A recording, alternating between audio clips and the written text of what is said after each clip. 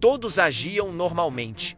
Riam nos mesmos horários. Sentavam nos mesmos lugares. Repetiam as mesmas rotinas, como se aquele dia nunca tivesse existido.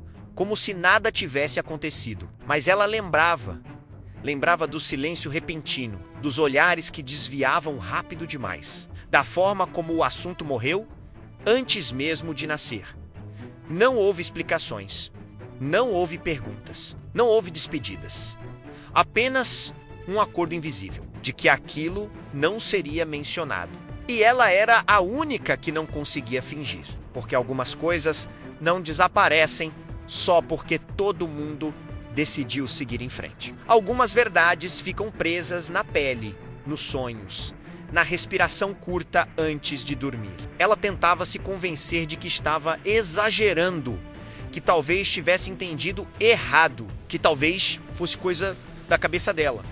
Mas toda vez que entrava naquela casa, tudo voltava. O cheiro, a tensão no ar. O jeito como as conversas mudavam quando ela se aproximava era como se o mundo inteiro tivesse combinado uma mentira e ela fosse o erro no plano. Ela começou a observar mais, a ouvir o que não era dito, a juntar detalhes pequenos demais para chamar atenção, mas grandes demais para serem ignorados. E quanto mais ela prestava atenção, mais claro ficava que ninguém tinha esquecido. Eles apenas escolheram fingir. E o problema de fingir por tempo demais é que alguém sempre acaba pagando o preço sozinho. E dessa vez, Pegatros era ela. Ela percebeu antes de conseguir explicar. Não foi uma frase específica. Não foi um gesto isolado. Foi um padrão. Algo mudou naquele dia menos. E todo mundo agiu como se não tivesse mudado nada. As conversas continuaram. O café foi servido no mesmo horário. As cadeiras ficaram nos mesmos lugares. As risadas apareceram nos momentos certos, ensaiadas demais para serem naturais. Era como uma peça de teatro mal encenada, em que todos conheciam o roteiro, menos ela. Ela lembrava exatamente de quando tudo começou. O dia estava comum demais para se tornar importante. Nenhuma discussão, nenhum aviso, nenhuma tensão explícita. Apenas um momento curto, quase insignificante, que deveria ter passado despercebido. Mas não passou. Ela estava no corredor quando ouviu o silêncio cair de repente. Não o silêncio normal, de fim de conversa. Era outro tipo. Um silêncio que corta no meio da frase, que interrompe pensamentos, que avisa, sem palavras, que algo não deve continuar. Ela parou onde estava.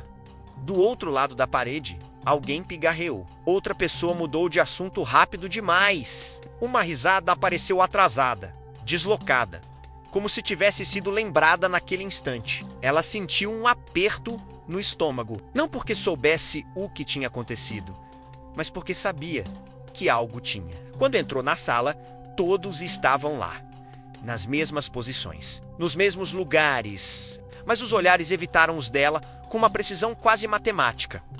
Ninguém foi grosseiro, ninguém foi frio, foram gentis demais, normais demais. Esse foi o primeiro erro. Normalidade exagerada sempre denuncia culpa. Ela tentou seguir em frente nos dias seguintes. Tentou se convencer de que estava imaginando coisas, que o clima estranho era cansaço coletivo, que adultos sabem esconder preocupações e que nem tudo precisa ser compartilhado. Mas havia detalhes que não encaixavam. Conversas que morriam quando ela chegava, portas que se fechavam com mais cuidado, mensagens apagadas rápido demais, olhares trocados por cima do ombro. E, principalmente, a ausência. Havia alguém que simplesmente não estava mais ali. Ninguém dizia o nome, ninguém perguntava, ninguém explicava. Era como se aquela pessoa tivesse sido apagada da narrativa oficial da casa, da família, do grupo, da história. Ela tentou puxar o assunto uma vez. Nada direto, nada acusatório. Apenas uma pergunta simples, feita com cuidado, como quem pisa em gelo fino. E fulano, a resposta veio rápida demais. Tá tudo bem, só isso. Sem detalhes, sem complemento, sem espaço para continuar. E imediatamente alguém mudou de assunto, pegou o celular, Comentou sobre o tempo. Perguntou se ela queria comer alguma coisa. Foi ali que ela entendeu. Não era esquecimento. Era combinação. Todos fingiam que nada tinha acontecido porque isso era mais fácil do que admitir que algo tinha sido feito ou permitido. Ela começou a se sentir deslocada dentro do próprio ambiente, como se estivesse ocupando um lugar que já não era dela, como se fosse a única personagem fora do ensaio. À noite, o silêncio era pior. A casa parecia mais pesada. Não escura, menos pesada. O tipo de peso que não se vê, mas se sente nos ombros, nos pensamentos repetitivos, na dificuldade de respirar fundo. Ela deitava e ficava olhando para o teto, repassando cada detalhe, cada olhar evitado, cada pausa longa demais, cada palavra escolhida com cuidado excessivo. E a pergunta voltava sempre: o que foi que eu vi que ninguém quer lembrar? Ela não tinha provas. Ainda não, mas tinha algo mais incômodo. Certeza. A certeza de que, se continuasse fingindo junto com eles, algo dentro dela ia se quebrar de vez. Porque o silêncio não estava protegendo ninguém. Estava apenas isolando quem se recusava a esquecer. E ela não conseguia esquecer. Não daquela forma, não depois de ter percebido que, naquele lugar, a verdade não desaparecia. Ela apenas era empurrada para longe, até sobrar alguém para carregá-la sozinha. Ela parou de perguntar. Perguntar exigia respostas, e respostas eram exatamente o que ninguém estava disposto a dar. Então, ela começou a fazer outra coisa, algo muito mais perigoso. Ela passou a observava quem se levantava quando ela entrava no cômodo, quem falava menos, quem falava demais, quem ria sem os olhos acompanharem, quem evitava certos horários, certos lugares da casa, certos nomes, porque havia nomes que não eram mais pronunciados. E quanto mais ela observava, mais padrões surgiam. O silêncio não era uniforme. Ele se concentrava em pontos específicos, em momentos específicos, como uma mancha invisível que todos sabiam onde estava. E desviavam. Ela percebeu isso numa noite comum, quando acordou com sede. A casa estava em silêncio total. Nenhuma televisão, nenhum celular, nenhum ruído de fundo, só o tipo de quietude que deixa os próprios passos altos demais. Ao passar pelo corredor, ouviu vozes baixas vindo da cozinha. Parou instintivamente. Não porque ouviu algo claro, mas porque reconheceu o tom. Não era conversa casual. Era cuidado. Era contenção. Era gente escolhendo palavras. Ela se aproximou devagar, descalça, sentindo o chão frio sob os pés. As vozes ficaram mais nítidas. Não o suficiente para entender frases inteiras, mas o bastante para captar algo pior. O nome. Aquele nome, dito rápido, quase engolido, como se fosse perigoso demais permanecer no ar. Ela prendeu a respiração. Alguém respondeu com uma frase curta. Outra voz interrompeu. E então, silêncio, o mesmo silêncio de sempre. Artificial, imediato. Quando ela entrou na cozinha, todos estavam lá, como se estivessem ali há horas. Como se nada tivesse sido dito. Como se nada precisasse ser explicado. Dormiu mal? Alguém perguntou. Ela assentiu. Era mais fácil. Nos dias seguintes, ela começou a testar limites. Fazia perguntas que tangenciavam o assunto. Comentava detalhes pequenos, observava reações. Um olhar rápido. Um copo apertado com força demais. Depois a gente vê, dito cedo demais. E havia um detalhe que se repetia sempre. Ninguém discordava entre si. Nunca. Mesmo quando era óbvio que havia versões diferentes. Mesmo quando alguém quase dizia algo, outro completava rápido, ajustava, corrigia suavemente. Não era agressivo, era colaborativo demais. Era um pacto. E pactos não se sustentam sem medo. Ela começou a relembrar o dia em que tudo mudou. Voltava a ele repetidas vezes, como quem passa o dedo por uma ferida, tentando entender onde começou a doer. Ela lembrava do olhar de alguém naquele dia, um olhar que não combinava com o resto da cena, um olhar que não era de surpresa nem de tristeza, era de alívio. Isso a perturbou mais do que qualquer outra coisa, porque alívio só vem quando algo esperado finalmente acontece. Ela começou a se perguntar se era a única que não sabia, ou se era a única que não tinha concordado. A solidão cresceu rápido, não porque as pessoas se afastaram fisicamente. Elas continuavam ali, presentes, gentis, educadas, mas algo essencial tinha sido retirado do contato humano. Honestidade. Ela começou a se sentir observada também, não de forma aberta, mas com aquele cuidado excessivo que denuncia vigilância. Perguntas sobre onde ela ia, quanto tempo demoraria, se estava tudo bem, sempre preocupação, nunca liberdade. Ela percebeu que o silêncio não era apenas sobre o passado, era sobre controle. Enquanto ninguém falasse, tudo permanecia no lugar. Relações, papéis, culpa diluída, responsabilidades compartilhadas até desaparecerem. E ela era uma ameaça, porque lembrava, porque sentia, porque não tinha participado da reunião invisível onde todos decidiram seguir em frente. Naquela noite, deitada na cama, ela tomou uma decisão que mudaria tudo. Parar de observar não era mais suficiente. Se ninguém queria contar a verdade, ela teria que encontrá-la sozinha. Mesmo que isso significasse descobrir algo que todos estavam desesperados para manter enterrado. Mesmo que no fim descobrisse que o silêncio não era apenas covardia, mas proteção, e que quebrá-lo teria um preço. Ela começou pelo lugar mais óbvio, não porque fosse o mais fácil, mas porque era o único que todos evitavam sem perceber. Certos corredores eram atravessados rápido demais. Certas portas nunca ficavam abertas. Certos cômodos pareciam existir apenas como passagem, nunca como destino. Ela esperou o momento certo.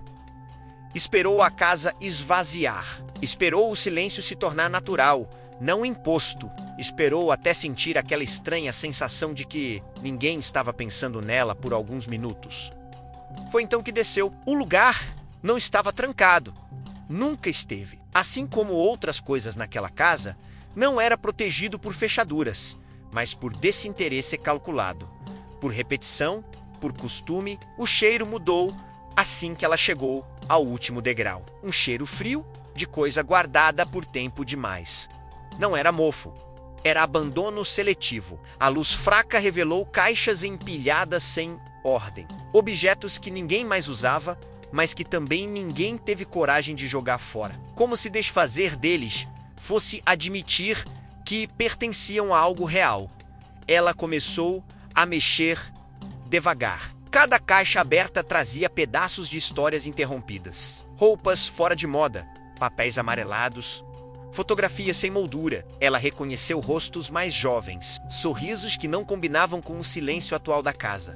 Até que encontrou algo diferente. Uma caixa menor, guardada no fundo, sem identificação. Limpa demais em comparação com o resto. Ela ajoelhou. O coração começou a bater mais rápido, avisando antes da razão que aquilo importava. Dentro havia poucos itens, organizados, intactos, como se alguém tivesse decidido, conscientemente, preservar aquilo e esconder todo o resto. Um caderno. Ela reconheceu a capa antes de abrir. Reconheceu porque lembrava de Tai Lo visto uma vez, pouco tempo. Um detalhe que ninguém mais parecia guardar. Ela abriu as primeiras páginas e estavam em branco. As seguintes. Não. Era uma escrita irregular, nervosa. Datas, horários, frases interrompidas, relatos curtos, quase telegráficos, como se quem escrevesse não tivesse tempo ou coragem menos de elaborar. Ela leu devagar. Cada linha parecia puxar o chão sob seus pés. Não era um diário comum. Era um registro. Um esforço desesperado de alguém tentando provar que algo estava acontecendo e que ninguém queria ver. Ela reconheceu o nome que ninguém dizia. Ali, escrito várias vezes. Havia menções a conversas que ela lembrava vagamente, a situações que tinham sido minimizadas, a pedidos de ajuda que foram tratados como exagero. Havia uma frase sublinhada com força demais, quase rasgando o papel. Se algo acontecer, Eles vão dizer que foi minha culpa. Ela sentiu um frio percorrer o corpo inteiro, porque a frase não falava de medo, falava de previsão. Ela continuou lendo. As últimas páginas eram mais confusas. A escrita piorava. As frases perdiam lógica. As datas se aproximavam do dia em que tudo mudou. O dia que ninguém mencionava. E então, nada. As páginas seguintes estavam arrancadas. Ela fechou o caderno com cuidado, como se o objeto pudesse reagir. Ficou ali sentada no chão frio, tentando respirar direito. Tudo fazia sentido agora. O silêncio não era só negação. Era estratégia. Se falassem, teriam que admitir que ouviram, que viram sinais, que escolheram ignorar. Ela subiu com o caderno escondido junto ao corpo. Não porque tivesse medo de que tirassem dela menos, mas porque, pela primeira vez, tinha algo que não podia ser desmentido com frases vagas ou mudanças rápidas de assunto. Aquilo era real, e agora vinha a parte mais difícil: decidir o que fazer com a verdade. Porque ela já sabia. Quando alguém quebra um pacto de silêncio, não é o passado que reage primeiro. São as pessoas que ajudaram a enterrá-lo. Ela não confrontou ninguém de imediato. A verdade, agora em suas mãos, era pesada demais para ser jogada na mesa como acusação. Não porque ela tivesse dúvidas menos, mas porque sabia que a negação seria imediata, automática, ensaiada há anos. Então ela esperou o momento em que todos estariam juntos. O momento em que não haveria como desviar o olhar, nem mudar de assunto, nem sair da sala com uma desculpa qualquer. Quando aconteceu, foi simples demais para parecer planejado. Mesa posta, conversas neutras, o mesmo teatro de sempre. Ela colocou o caderno sobre a mesa. Não disse nada no início. O silêncio que se formou foi diferente de todos os outros. Não foi rápido, não foi artificial. Foi pesado e lento, como algo afundando. Alguém tentou sorrir. O que é isso? Ela respondeu com calma. Você sabe. Ninguém tocou no caderno. Ninguém abriu. Não precisavam. O reconhecimento veio antes da confirmação. Onde você encontrou isso? Perguntou outra voz, mais dura do que pretendia ser. Onde vocês esconderam? A primeira tentativa foi minimizar. Isso é antigo. Ele estava confuso. A gente fez o que pôde. Ela não levantou a voz. Vocês ouviram menos, disse. Vocês leram. Vocês viram. As frases começaram a se atropelar. Explicações desconexas. Justificativas morais. O velho discurso do ninguém sabia de tudo. Do não parecia tão sério. Do não dava para imaginar que chegaria a esse ponto. Ela deixou que falassem, porque cada palavra confirmava o que o caderno já tinha dito. Quando o silêncio voltou, ela fez a última pergunta. Em que momento vocês decidiram que era mais fácil fingir que nada aconteceu? Ninguém respondeu, porque não havia uma data específica. Foi uma escolha diária repetida inconveniente. Ela se levantou. O silêncio de vocês não protegeu ninguém menos, disse. Só garantiu que ele ficasse sozinho. Ela saiu sem gritar, sem bater portas, sem promessas de vingança. Mas algo tinha sido quebrado ali. E todos sabiam. Porque, quando a verdade é dita em voz alta, ela não pode mais ser devolvida ao escuro. Meses depois, a casa parecia diferente. Não mais silenciosa, menos desconfortável. As conversas existiam, mas tropeçavam. Os encontros aconteciam, mas sem naturalidade. O pacto tinha sido quebrado, e agora cada um carregava sua parte do peso. Ela tinha ido embora, não como fuga, como escolha. Levou consigo apenas o essencial. E o caderno, algum tempo depois, recebeu uma mensagem curta. Não era um pedido de desculpas, não era uma confissão completa. Era apenas: eu pensei que o tempo fosse apagar. Ela não respondeu, porque o tempo não apaga. Ele só esconde menos, até alguém se recusar a esquecer. Na última vez que passou perto daquele lugar, ela parou por um instante. Não entrou, não precisou. Algumas verdades não exigem mais vigilância depois de reveladas. Mas, enquanto se afastava, percebeu algo. Havia outra pessoa ali. Uma mais jovem, olhando ao redor com o mesmo desconforto, a mesma sensação de deslocamento. E ela entendeu, com um aperto no peito, que o silêncio sempre tenta se repetir. A diferença é quando alguém decide quebrá-lo antes que seja tarde demais. Ela seguiu andando, mas agora a verdade não estava mais sozinha.